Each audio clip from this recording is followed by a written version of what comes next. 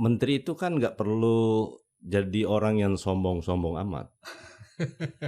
Iya, iya. Karena satu-satunya jabatan politik yang nomenklaturnya sebagai pembantu itu hanya menteri.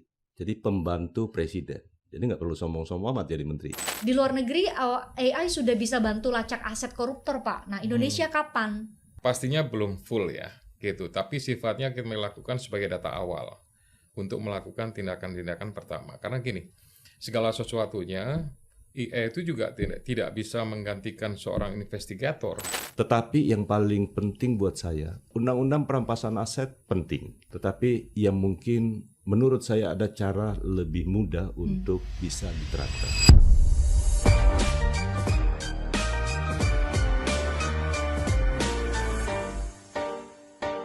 Yang kedua, soal konstruksi untuk KCIC, kereta api cepat, begitu kerugian negaranya akan semakin membengkak.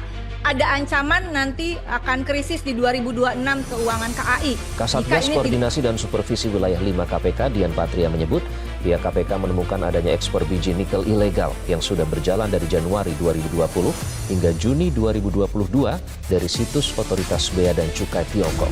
Penyidik Kejaksaan Tinggi Kalimantan Tengah menyita sejumlah alat milik sebuah perusahaan di Desa Tumbak Empas, Kecamatan Mihing Raya, Kabupaten Gunung Mas pada 9 September lalu. Penggeledahan dan penyitaan ini adalah bagian dari pengusutan kasus dugaan korupsi terkait izin usaha pertambangan dengan kerugian mencapai 1,3 triliun rupiah.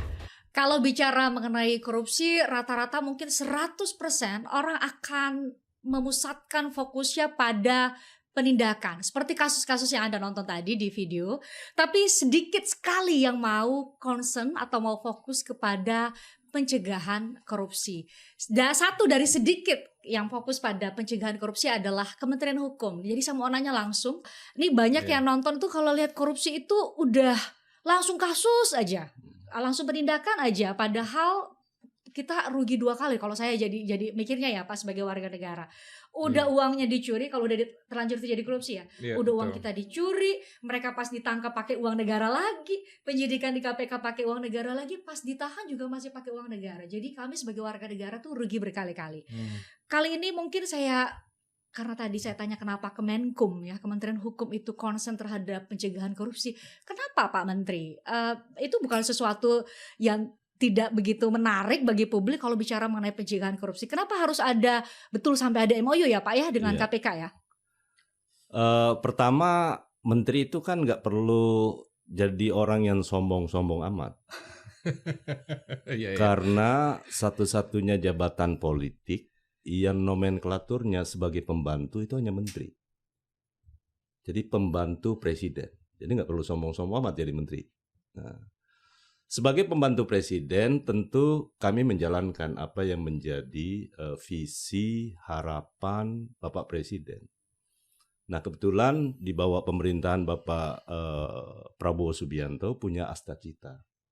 Astacita itu ada yang di Astacita yang ke-7, yakni reformasi di bidang politik, hukum, dan birokrasi, serta pencegahan di bidang tindak pidana korupsi dan narkoba. Jadi itu sangat relevan. Nah, apa yang membuat kami bersemangat untuk melakukan itu? Karena kami sadar sepenuhnya. Saya lama di DPR terkait dengan legislasi. Walaupun sekarang juga di Kementerian Hukum terkait dengan legislasi ya. Karena tupoksinya Dirjen Perundang-undangan ada di kami. Tetapi saya teringat dulu terkait dengan dulu istilah Trisula. Pemberantasan tindak pidana korupsi yang dulu digaungkan oleh KPK. Apa Trisula itu? Yang pertama adalah itu harus ada aspek pendidikan lebih awal. Kemudian pencegahan, baru kemudian itu penindakan. Kemudian aspek pencegahannya menurut saya sebenarnya sangat mudah kalau pencegahan. Saya mengambil contoh Pak Ketua di Kementerian Hukum. Sejak saya jadi Menteri Hukum, saya bilang korupsi itu ada dua hal yang harus kita perhatikan. Yang pertama adalah membenahi sistem, yakni digitalisasi. Kalau mau benahi pemerintahan, tidak ada pilihannya selain digitalisasi. Itulah yang kami lakukan di Kementerian Hukum sekarang, membangun sebuah super apps yang nanti sangat transparan, tidak sekedar seperti kita punya arsitektur pembangunan pemerintahan berbasis elektronik. Tapi masih kebanyakan hanya terkait dengan proses pendaftarannya online.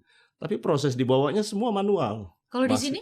Nah, nanti insya Allah nanti kita akan launching di akhir bulan Desember atau awal Januari paling lambat. Maka akan ada super apps Kementerian Hukum yang seluruh layanannya di Kementerian Hukum semua online. Mulai dari pendaftaran sampai kepada produk akhir.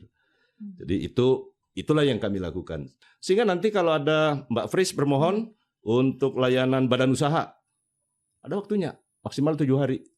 Di ruangan saya ada war room, saya bisa pantau nanti bahwa sekarang permohonan Mbak Fris itu ada di meja siapa, kenapa dia tidak melakukan, dan itu akan berpengaruh terhadap KPI yang bersangkutan. Jadi nanti semua transparan. Jadi karena itulah menurut saya yang pertama yang harus kita, itu bagian dari upaya pencegahan, membenahi sistem.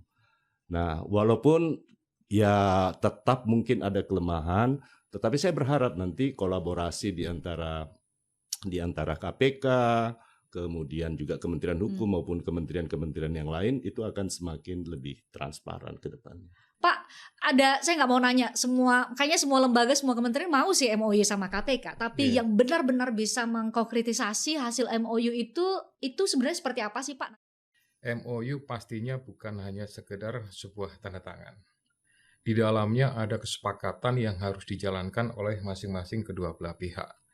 Di dalamnya ada sebuah komitmen, ya, saya yakin antara KPK dengan Kementerian Hukum pun seperti itu. Didasari, diawali sebuah niat baik, kemudian dilakukan pembahasan, klausulnya isinya apa, disepakati, jadilah sebuah MOU atau perjanjian kerjasama. Nah, itu merupakan sebuah bentuk sinergi sebenarnya. Sinergi antara kementerian, karena apa? KPK dalam rangka melakukan kegiatan pemberantasan korupsi, tadi sebagaimana Pak Menteri jelaskan, Trisula ya, dari pendidikan, kemudian pencegahan, dan penindakan ini perlu peran serta masyarakat, kemudian semua pihak, pastinya juga termasuk kementerian, gitu. Terutama di sisi pencegahan, gitu. Nah, dengan adanya MOU ini banyak hal kemudian yang bisa dikerjasamakan. Apa aja itu Pak? Ya, contoh misalkan masalah tukar-menukar data atau informasi. Kemudian kegiatan-kegiatan yang sifatnya peningkatan kapasitas sumber daya manusia. Bahkan masalah misalkan yang sering dilakukan atau yang sekarang sedang dilakukan upaya untuk melakukan ekstradisi ya Pak Menteri terhadap salah satu tersangka yang ada di luar negeri. Ini juga kami bekerja sama dengan Kementerian Hukum gitu. Jadi Kementerian Hukum sebagai single access point untuk kontak kemana-mana gitu. Jadi dengan luar negeri pastinya dari Kementerian Hukum lah yang melakukan komunikasi, kerjasama dengan mungkin kejaksaan di sana, dengan pemerintahan di sana. Nah, itu yang komunikasi dari Kementerian Hukum. Ya, termasuk juga hal-hal yang berhubungan aturan-aturan yang di internal kami gitu, yang harus diharmonisasi dengan Kementerian Hukum sebelum kemudian dimasukkan dalam lembaran negara atau dikeluarkan. Nah, dengan adanya kerjasama ini, urusan pencegahan, urusan pendidikan masyarakat, gitu ya. Kemudian dampaknya nanti harapannya penindakan ini nggak nyampe ke situ. Karena Jangan sampai terjadi korupsi gitu ya. Karena segala sesuatunya sudah diantisipasi dengan pendidikan dan pencegahan. Nah, memang bicara pendidikan, bicara pencegahan ini ya seringkali nggak dapat panggung ya Pak Menteri ya. Itu Pak saya bilang tadi di awal ya, nggak banyak yang mau gitu. ngurusin pencegahan korupsi. Ya mungkin bahasa saya kurang seksi lah, kira-kira seperti itu. Masyarakat selalu menunggu bahwa penindakannya. Nah, padahal sebenarnya ada urusan pencegahan, ada urusan pendidikan masyarakat yang sebenarnya pengaruhnya juga besar gitu. Karena kan ini sejak awal nih, bagaimana menciptakan alam bawah sadar dari mulai pendidikan dini sampai pendidikan kedinasan, mereka paham tentang masalah integritas. Integritas ini kan jembatan ya antara kebenaran dan kejujuran kan. Bagaimana apa yang diomongin sama pelaksanaannya sama gitu.